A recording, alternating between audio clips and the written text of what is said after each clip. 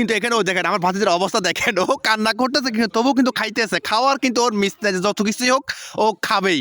আসসালামু আলাইকুম, আশা করতেছি সকলে ভালো আছেন। অনেক ইন্টারেস্টিং একটা ভিডিও নিয়ে আসলাম আপনাদের মধ্যে। তো ইতিমধ্যে খেয়াল করে দেখেছেন আমার হাতে 3টা লেবু। তো লেবু দিয়ে আজকে কি রেসিপি তৈরি করে দেখাবো, তাহলে অবশ্যই ভিডিওটা শেষ পর্যন্ত দেখলে বুঝতে পারবেন। আর এই ভিডিওটা যদি শেষ পর্যন্ত দেখেন, আশা করতেছি জিহ্বার পানি একটু থাকবে না, সবগুলো শুধু আপনাদের মুখ বেয়ে বেয়ে পড়তে থাকবে।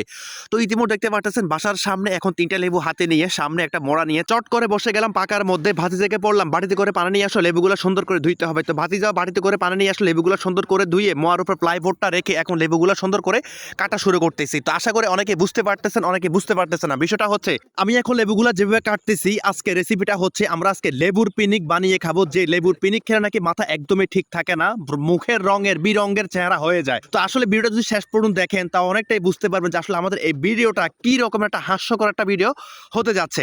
তো অবশেষে আমার লেবুগুলো সুন্দর করে এখন কাটা হয়ে গেছে। তো এখন আমি প্লেটটা হাতে নিয়ে যে শুকনা মরিচগুলো ভেজে রেখেছিলাম, তো এই শুকনা মরিচগুলো এখন ডাটাগুলো ফেলে দিয়ে একটা পর একটা বেছে যে পান সেসুনি আছে, ওই পান সেসুনিটা ভালো করে পরিষ্কার করে এখন এই পান সেসুনির ভিতরে শুকনা মরিচগুলা রেখে দিব এখানে ছেঁচার জন্য, যাতে ভালো করে সুন্দর করে এগুলা গুঁড়া গুঁড়া হয়ে যায়। আর লেবুর পিনিকের উপরে যদি গুঁড়া মরিচ দিয়ে থাকে তাহলে টেস্টটা একদমই পাওয়া যাবে না। যে টেস্টটা শুকনা মরিচের গুঁড়া দিলে এই টেস্টটা পাওয়া যাবে। অবশ্যই আমরা গুঁড়া মরিচেরটাও দিব। তো যাই হোক, অবশেষে আমাদের শুকনা মরিচের গুঁড়া করা শেষ। এখন প্লেটটা হাতে নিলাম, সুন্দর করে লেবুর যে কাটাগুলো এগুলো সুন্দর করে প্লেটে সাজাচ্ছিলাম। আশা করতেছি অনেকটাই ভালো লাগতেছিল যখন সাজাচ্ছিলাম। না জানি আজকে কেমন টেস্ট হবে, যেহেতু আগে কখনো আমরা এগুলা টেস্ট করি না। তো সবাই দেখতেছি খাচ্ছে, তাই জন্য চিন্তা করলাম না আজকে আমরা চাচা ভাতিজারা মিলে আমরা এগুলো টেস্ট করে দেখি আসলে কেমনটা লাগে। তো একটু স্টাইল করে তারা মানুষের যেভাবে বানায়, যারা এগুলো বিক্রি করে লেবুর পিনিক, তো আমিও সুন্দর করে যে মরিচের গুঁড়াগুলি এগুলো সুন্দর স্টাইল করে এগুলোর উপরে ছিটা দিচ্ছিলাম। না মাশাআল্লাহ, রংটা খুব ভালোই আসতেছে। তো এক পর্যায়ে এখন আমি লবণ দিচ্ছিলাম, লবণ ছিটাই দিচ্ছিলাম। তো সবাই খুব হাসতেছিল যে কীরকমভাবে স্টাইলে আমি দিচ্ছিলাম। না জানি যেভাবে কালারটা সুন্দর লাগতেছিল, মানে জিহ্বার পানি মনে হয় যে এখনই পড়ে যাবে এমনটা অবস্থা। তো কি করলাম, হালকা একটু গুঁড়ামরিচ দিচ্ছি। গুঁড়ামরিচটা না দিলে মনে হয় টেস্টটা আসবে না। তো চিন্তা করলাম গুঁড়ামরিচও কী দোষ করলো, গুঁড়ামরিচটা একটু দিই। দেখেন ভাইরে ভাই, এমন একটা কালার আসতেছে, সবার শুধু জিহ্বার পানি। আমার যে ক্যামেরাম্যানের জিহ্বার মানে পানি চলে আসতেছে। অবশেষে আমাদের লেবুর পিনিক বানানো শেষ, এখন হচ্ছে আমাদের খাওয়ার পালা। তো আমরা শুরু করলাম বিসমিল্লাহ করে। তো সামনে দেখতে হবে দুজন হচ্ছে আমার ভাতিজা, আগে আমি শুরু করলাম। তো যাই হোক, দেখা যাক কেমনটা লাগে। বাইরে ভাই, এটা মুখে দেওয়ার পরে এমন একটা ফিলিংস যে কাজ করবে, আমার পুরা মাথা গাল সব কিছু ধরে গেছে, মানে বলার ভাষা নাই। যে একমাত্র পিনিকটা খাইছেন এটা একমাত্র সেই বুঝতে পারে। আর আমার ভাতিজার মুখের অবস্থা দেখেন, মানে ও তো শেষ।